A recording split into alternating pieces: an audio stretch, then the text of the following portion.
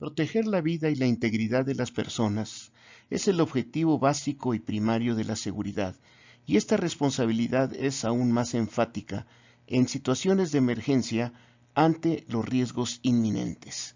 Sin embargo, en estas mismas situaciones, la responsabilidad de poner a salvo a las personas se ve comprometida cuando algunas de estas personas presentan limitaciones en su movilidad.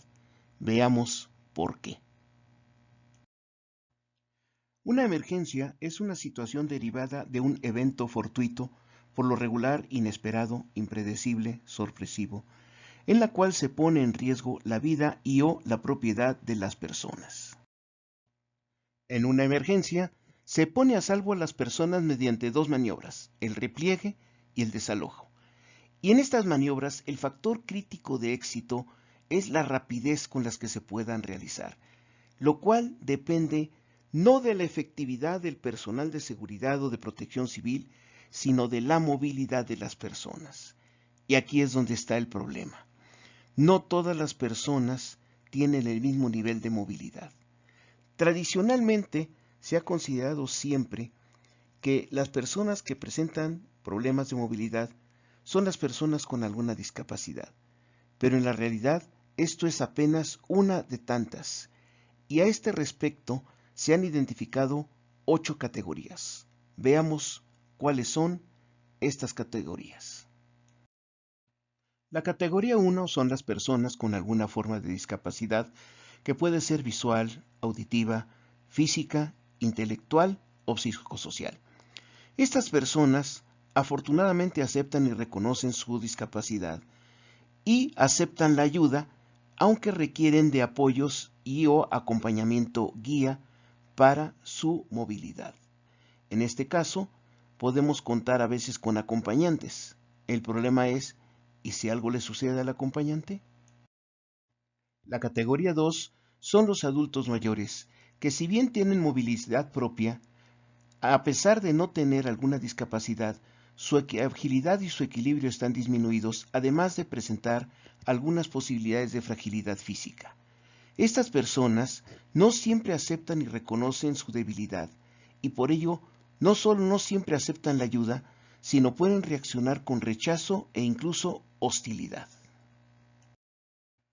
La categoría 3 son las personas obesas que igual tienen movilidad propia, pero su agilidad y su equilibrio están disminuidos y además pueden presentar obstrucción física. Estas personas, igualmente que el anterior, no siempre aceptan y reconocen su debilidad y por lo tanto no solo no aceptan la ayuda, sino pueden reaccionar con rechazo, hostilidad e inclusive agresividad extrema. La categoría 4 son las mujeres embarazadas, que aunque tienen movilidad propia, su agilidad y su equilibrio están disminuidos, además de presentar condiciones de fragilidad física. Y en ocasiones usan calzado suelto que puede dificultar su desplazamiento con rapidez. Estas personas aceptan y reconocen su debilidad y por lo tanto aceptan la ayuda, pero por sus desequilibrios hormonales, en algunos casos, pueden presentar alteraciones emocionales que presente confusión para entender, acatar y ejecutar instrucciones durante una evacuación. La categoría 5 son personas que utilizan algún calzado que se considera entorpecedor de la movilidad, porque si bien tienen movilidad propia, su agilidad está disminuida y se complica aún más con el calzado suelto, que lo pueden perder en un desplazamiento de rapidez y causarles lesiones en las extremidades inferiores. Estas personas no se percatan de su debilidad y pueden sufrir graves riesgos del tipo luxación, inclusive fracturas, o bien perder el equilibrio y ser arrollados durante una maniobra que requiera extrema rapidez.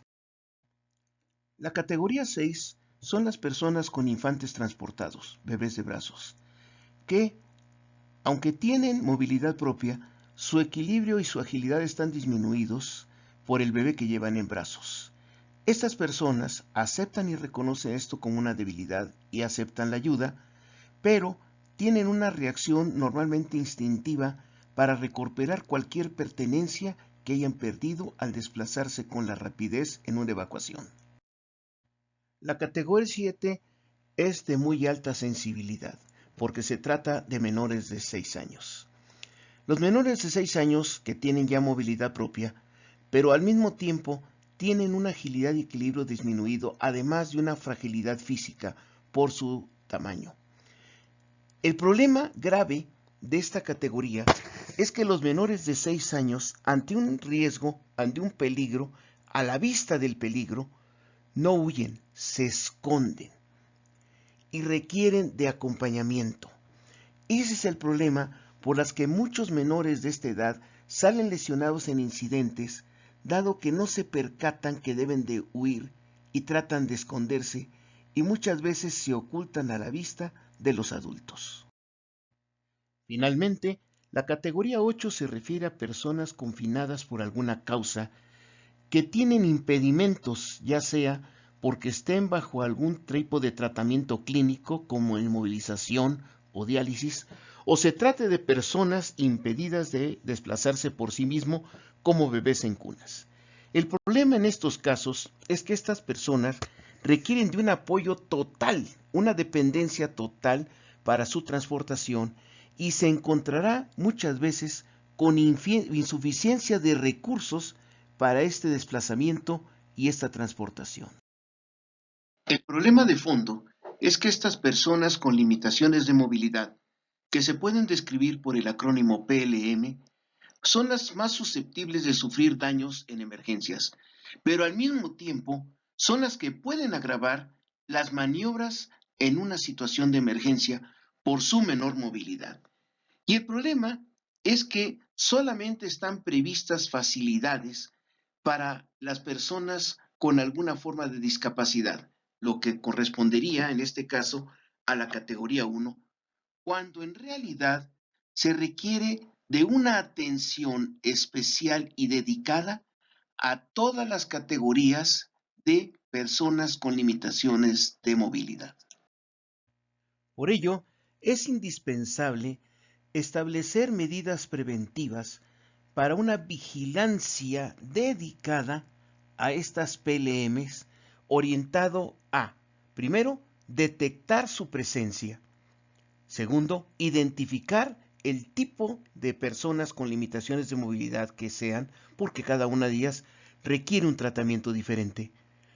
Contarlas para saber la magnitud del problema y ubicarlas para por lo menos saber a dónde tendríamos que acudir para extraerlas en caso de una situación de emergencia. Como medidas necesarias, se podría notar el contar con procedimientos especialmente dedicados para atender a las personas con limitaciones de movilidad y difundir estos procedimientos, dado que en caso de una situación real es muy posible que los recursos de seguridad y de protección civil sean insuficientes y sea necesario recurrir al apoyo de personas comunes para apoyar en el manejo de estas personas. Finalmente, como medidas deseables, establecer facilidades físicas para el desalojo de las personas con limitaciones de movilidad en caso de emergencia y en un momento dado inclusive establecer restricciones de acceso a ciertas áreas, a ciertos espacios, de los cuales sería difícil su extracción en caso de una situación de emergencia.